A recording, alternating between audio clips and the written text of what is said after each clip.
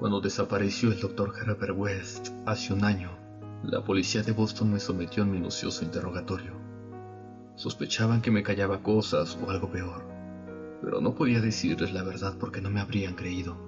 Sabían, efectivamente, que West había estado complicado en actividades que iban más allá de la capacidad de crédito de los hombres ordinarios, pues sus espantosos experimentos sobre la reanimación de cadáveres habían sido demasiado numerosas para poder mantener un perfecto secreto en torno a ellos. Pero la escalofriante catástrofe final adquirió caracteres de demoníaca fantasía que me hacen dudar incluso de la realidad de lo que vi. Yo era el amigo más allegado de West y su único ayudante confidencial.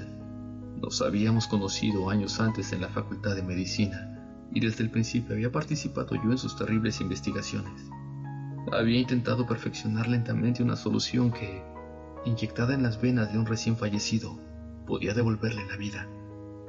Este trabajo requería abundancia de cadáveres frescos y comportaba, consiguientemente, las actividades más espantosas. Más horribles aún eran los resultados de algunos de sus experimentos, masas horrendas de carne que habían estado muertas, pero que West despertaba, dotándola de una ciega, insensata y nauseabunda animación. Estos eran los resultados usuales, ya que para que volviera a despertar la mente era necesario que los ejemplares fuesen absolutamente frescos y que las delicadas células cerebrales no hubiesen sufrido la más mínima descomposición. Esta necesidad de cadáveres muy frescos supuso la ruina moral de West. Eran difíciles de conseguir, y un día espantoso llegó a apoderarse de un ejemplar cuando aún estaba vivo y en todo su vigor.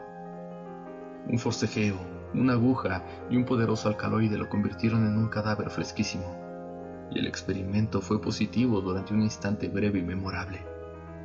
Pero West salió de él con un alma seca y endurecida, y una mirada fría que observaba con una especie de calculadora y horrenda apreciación a los hombres de cerebro especialmente sensible y un físico vigoroso. Hacia el final, cobré a West un intenso terror, ya que empezaba a mirarme de esa misma manera. La gente no parecía darse cuenta de sus miradas, aunque me notaban asustado, y tras su desaparición, se valieron de eso para propalar unas sospechas absurdas. En realidad, West tenía más miedo que yo. Sus abominables trabajos le hacían llevar una vida furtiva y llena de sobresaltos. En parte era la policía quien le daba miedo, pero a veces su nerviosismo era más hondo y brumoso, y estaba relacionado con abominaciones indescriptibles a las que había inyectado una vida morbosa y a las que no había visto extinguirse dicha vida. Por lo general terminaba sus experimentos con el revólver, pero a veces no era bastante rápido. Es lo que ocurrió con aquel primer ejemplar en cuya saqueada sepultura se descubrieron más tarde huellas y arañazos. Y lo que sucedió también con el cadáver de aquel profesor de Arkham que cometió actos de canibalismo antes de ser capturado y encerrado sin identificar en una de las celdas del manicomio de Sefton, donde estuvo 6 años golpeándose la cabeza contra las paredes. Casi todos los demás resultados que posiblemente subsistían eran productos de los que resulta más difícil hablar, dado que en los últimos años el celo científico de West había degenerado en una manía insana y fantástica, y había consagrado su prodigiosa habilidad a vitalizar no solo cuerpos enteramente humanos, sino trozos aislados de cadáveres, o partes unidas a una materia orgánica no humana. En la época en que desapareció se había convertido en algo diabólicamente repugnante. Muchos de los experimentos no podrían ser referidos en la letra impresa. La Gran Guerra, en la que servimos los dos como cirujanos, había intensificado este aspecto de West. Al decir que el miedo de West a sus ejemplares era brumoso, pensaba sobre todo en el carácter complejo de ese sentimiento. En parte se debía solo al hecho de saber que aún seguían existiendo esos monstruos abominables, y en parte a su miedo al daño corporal que podían infligirle en determinadas circunstancias. La desaparición de estos seres aumentaba el horror de la situación.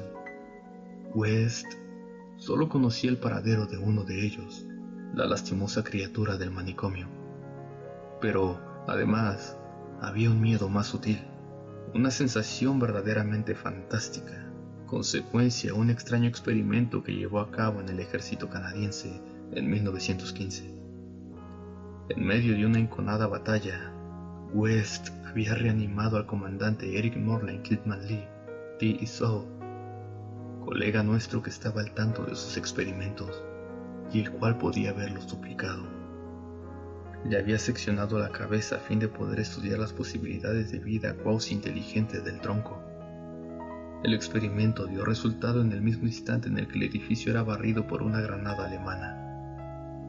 El tronco se movió de forma inteligente y, por increíble que parezca, tuvimos la seguridad de que brotaron sonidos articulados de la cabeza seccionada que estaba en el fondo oscuro del laboratorio. En cierto modo, la granada fue misericordiosa, pero West jamás estuvo seguro, como habría sido su deseo, de que fuéramos él y yo los únicos supervivientes. Después solía hacer estremecedoras conjeturas sobre lo que sería capaz de hacer un médico decapitado con capacidad para reanimar a los muertos. La última residencia de West fue una venerable casa, muy elegante, que dominaba uno de los más antiguos cementerios de Boston. Había escogido el lugar por razones puramente simbólicas y fantásticas, ya que la mayoría de los enterramientos databan del periodo colonial, y por tanto eran de muy poca utilidad para un científico que necesitaba cadáveres frescos. Había instalado el laboratorio en un subsótano secretamente construido por obreros traídos de otra región, y en él tenía un gran incinerador para la total y discreta eliminación de los cadáveres, fragmentos y remeros sintéticos de cuerpos que quedaban de los morbosos experimentos e impías diversiones del dueño. Durante la excavación de este sótano, los obreros habían dado con cierta albañilería extraordinariamente antigua. Sin duda comunicaba con el viejo cementerio, aunque era demasiado profunda para que desembocara en ningún sepulcro conocido. Después de muchos cálculos, West concluyó que debía de haber alguna cámara secreta bajo la tumba de los Avery, en la que el último enterramiento se había efectuado en 1768. Yo estaba con él cuando estudió las paredes goteantes y nitrosas que habían dejado al descubierto las palas y los picos de los obreros, y estaba preparado para el espantoso escalofrío que nos aguardaba en el instante de descubrir los secretos sepulcrales y seculares. Por primera vez, la nueva timidez de West se impuso a su natural curiosidad y traicionó su degenerada fibra imponiéndole que dejase intacta la albañilería y la tapase con yeso. Y así permaneció hasta la noche infernal, como parte de las paredes del laboratorio secreto. He hablado del debilitamiento de West, pero debo añadir que era puramente mental e intangible. Exteriormente fue el mismo hasta el final, tranquilo, frío, delgado, con pelo amarillo, ojos azules y con gafas, un aspecto general de joven que los años y los terrores no llegaron a cambiar. Parecía sereno incluso cuando pensaba en aquella sepultura arañada y miraba por encima del hombro, o cuando pensaba en aquel ser carnívoro que mordía y manoteaba los barrotes de Sefton. El final de Herbert West comenzó una tarde, en nuestro despacho común, cuando alternaba su extraña mirada entre el periódico y yo.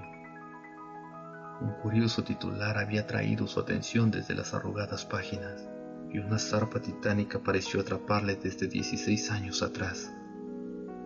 En el manicomio de Sefton, a 50 millas de distancia, había sucedido algo espantoso e increíble que había dejado estupefactos al vecindario y perpleja a la policía. A primeras horas de la madrugada, un grupo de hombres silenciosos había penetrado en el parque de la institución y su jefe había despertado a los celadores. Era una amenazadora figura militar que hablaba sin mover los labios, cuya voz parecía conectada casi ventrílocuamente a un gran estuche negro que transportaba. Su inexpresivo rostro tenía las facciones bien parecidas, hasta el punto de dar la impresión de una belleza radiante, aunque el director se había llevado un sobresalto cuando la luz del vestíbulo cayó sobre él, ya que era un rostro de cera y los ojos de cristal pintado. Debió de sucederle algún accidente atroz a este hombre. Otro, más alto, guiaba sus pasos. Un sujeto repugnante cuya cara zulenca parecía medio devorar por alguna enfermedad desconocida. El que hablaba pidió que le concediesen la custodia del monstruo caníbal traído de Arkham hacía 16 años, y al serle negada dio una señal que provocó un espantoso alboroto. Los demonios aquellos golpearon, patearon y mordieron a todos los celadores que no lograron huir. mataron a 4 y finalmente consiguieron liberar al monstruo. Estas víctimas, que podían recordar el suceso sin histerismos, juraban que las criaturas se habían comportado menos como hombres que como puros autómatas guiados por el jefe de la cabeza de cera. Cuando les llegó la ayuda, aquellos hombres y la criatura caníbal habían desaparecido sin dejar rastro. Desde el momento en que leyó el artículo hasta la medianoche, West permaneció casi paralizado. A las 12 sonó el timbre de la puerta y se sobresaltó terriblemente. Todos los criados se encontraban durmiendo en el ático, de modo que fui yo a abrir. Como he contado a la policía, no había ningún vehículo en la calle. Solo vi un grupo de figuras de aspecto extraño, con un gran estuche cuadrado que depositaron en la entrada, después de gruñir uno de ellos con voz asombrosamente inhumana. Correo urgente a casa. Salieron de la casa con paso desigual, y al verlos alejarse tuve el extraño convencimiento de que se dirigían al antiguo cementerio con el que lindaba la parte de atrás de la casa. Al oírme cerrar la puerta de golpe, bajó West y miró la caja. Tenía unos 2 pies cuadrados y llevaba el nombre correcto de West, con su actual dirección. También traía remitente: Eric Morland Clitman Lee, Stickler, Illinois, Flames. 6 años antes, en Flames, el hospital se había derrumbado a causa de una granada sobre el tronco decapitado y reanimado del Dr. Clitman Lee y sobre su cabeza separada, la cual, quizá, había llegado a proferir sonidos articulados. Ahora West ni siquiera se emocionó. Su estado era más espantoso. Dijo rápidamente: «Es el fin, pero incineremos esto». Transportamos la caja al laboratorio, con el oído atento. No recuerdo muchos de los detalles. Ya pueden imaginar mi estado psíquico. Pero es una mentira maliciosa decir que fue el cuerpo de Herbert West lo que metí en el incinerador. Entre los dos introdujimos la caja sin abrir. Cerramos la puerta y conectamos la corriente, y no brotó sonido alguno de la caja. Fue West quien observó primero que se caía el yeso de una parte de la pared, donde había sido cubierta la antigua albañilería de la tumba. Iba yo a echar a correr, pero él me detuvo.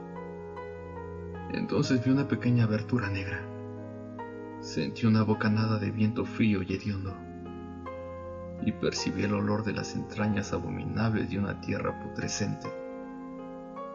No oímos ningún ruido, pero en ese preciso instante se apagaron las luces, y vi recortarse contra cierta fosforescencia del mundo inferior una horda de seres silenciosos que avanzaban penosamente, producto de la locura o de algo peor. Sus siluetas eran humanas, semi-humanas. Se trataba de una horda grotescamente heterogénea. Retiraban las piedras en silencio, una a una, del muro secular. Luego, cuando la brecha fue bastante ancha, entraron al laboratorio en fila de a uno, guiados por el ser de paso solemne y cabeza de cera. Una especie de monstruosidad con ojos desorbitados que marchaba detrás del jefe agarró a Herbert West. West no se resistió ni profirió grito alguno. Luego se abalanzaron todos sobre él y lo despedazaron ante mis ojos, llevándose sus trozos a la cripta subterránea de fabulosas abominaciones. El jefe de cabeza de cera, que iba vestido con uniforme de oficial canadiense, se llevó la cabeza de West.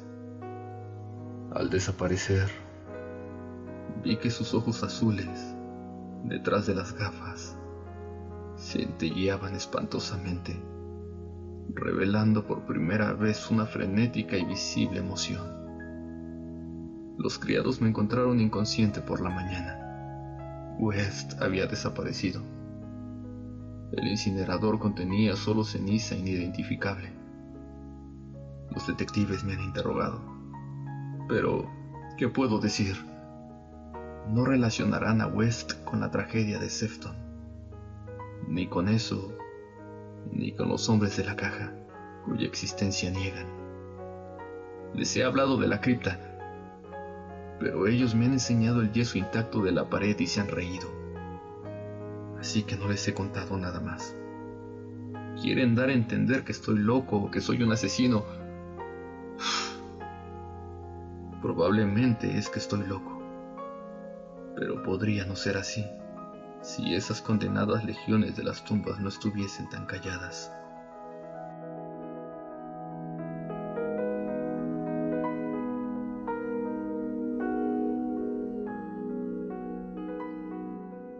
Si el video te ha gustado, me ayudarías mucho compartiéndolo. Si no ha sido así, será para la próxima vez. Gracias por darme la oportunidad.